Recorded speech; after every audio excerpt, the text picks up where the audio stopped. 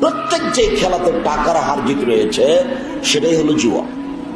এই যে football, cricket আন্তর্জাতিক ভাবে খেলা হয়, তোমরা একবারে বাড়ির পাশে বিশাল এক ব্যবস্থাপনা করে সারা রাত দেখতে থাকো যে কে হারছে কে জিতছে দেখি।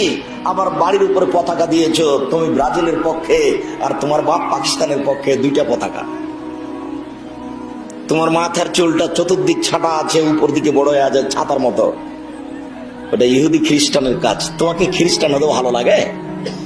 কাজা আইন হলো কাজা চুল ছাটা, অর্ধেক ছাঁটেছে আর অর্ধেক বাকি আছে। এটা হারাম, এটা কাবিরা গুনাহ। তোমাকে দেখলে আমি ঘৃণা করি। তুমি কিসের শিক্ষিত মানুষ? তোমাকে কে শিক্ষিত বলেছে? আমি আব্দুর রাজ্জাক বিন ইউসুফ তোমাকে আর তোমার বাপকে আর তোমার মাকে যদি অশিক্ষিত আজকে প্রমাণ করতে না পারি, আমি বক্তব্য আর দেবো না কোনোদিন। তুমি, তোমার বাপ আর তোমার মা, এই তিনজন একসাথে। মুহাম্মদ সাল্লাল্লাহু আলাইহি ওয়াসাল্লাম বলেন এর ফলে বিদ্যা উঠে যাবে, একশাল জাহাল, মূর্খতা বেড়ে যাবে। এই ছেলে, চতুর্দিকে এই পর্যন্ত ছাটা আছে, ব্লেড দেওয়ার উপরে এভাবে চুল হয়ে আছে, এটা কি বলো তো তুমি দেখি?